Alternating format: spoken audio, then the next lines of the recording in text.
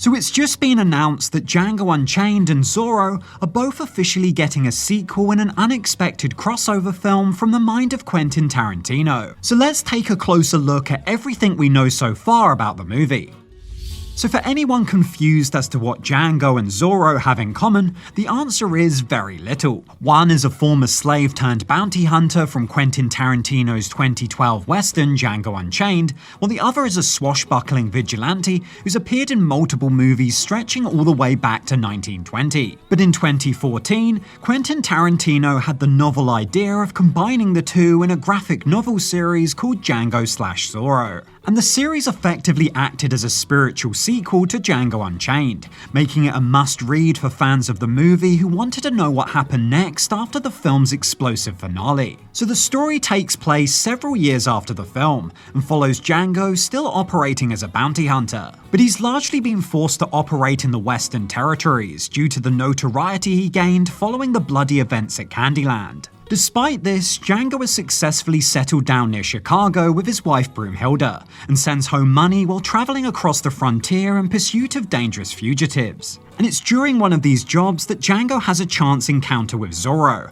and becomes fascinated by the swordsman and his methods, leading the pair to form an unlikely partnership, before embarking on a mission to free a group of indigenous people who've been captured and sold into slavery. So although the series might sound a bit gimmicky on paper, the crossover was surprisingly effective and well received by readers, even though many felt that the concept could have been realized better as a film, given its cinematic nature. So following Django/Zorro's success and the clear appetite from fans for a new movie from both franchises, discussions were bound to take place about the possibility of adapting the comic for the big screen. And this was proven to be the case in 2014, when an infamous hack on Sony Pictures released thousands of internal emails to the public, including correspondence between Quentin Tarantino and then chairwoman of Sony Pictures Amy Pascal, discussing their mutual eagerness to officially adapt Django/Zorro. But despite this, it never seemed likely that Tarantino would direct the project himself, as he's repeatedly stated that his 10th film will be his final movie as a director,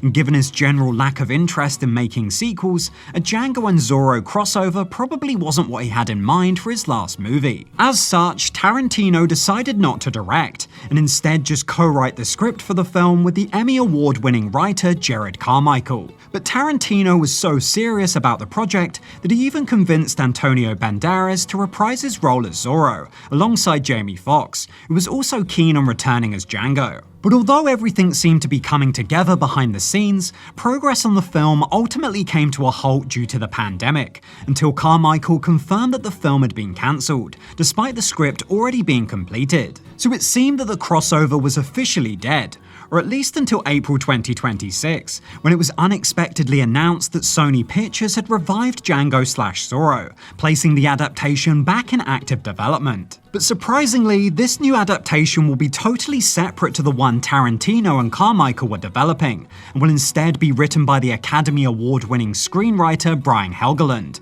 best known for popular films such as LA Confidential, Mystic River, and Man on Fire. So it seems that the project is in safe hands, and Helgeland reportedly intends to write an entirely new story that follows on from the comics, rather than directly adapting them, allowing him to spin out a new story from the one Tarantino had already written in the graphic novels. But reports suggest that Tarantino will have limited involvement beyond that, despite giving the movie his blessing, which is a similar situation to the TV follow-up of Once Upon a Time in Hollywood that's being helmed by David Fincher. So while Django/Zorro does originate from Tarantino's imagination, this adaptation looks set to be very much its own thing. Although, with that being said, it's safe to expect that the film will build upon the mythology established in the comics, meaning that Django is expected to remain at the center of the story, continuing his adventures as one of the most feared bounty hunters in the American frontier. However, reports suggest that Helgeland wants the Zorro that features to be a younger version of the character,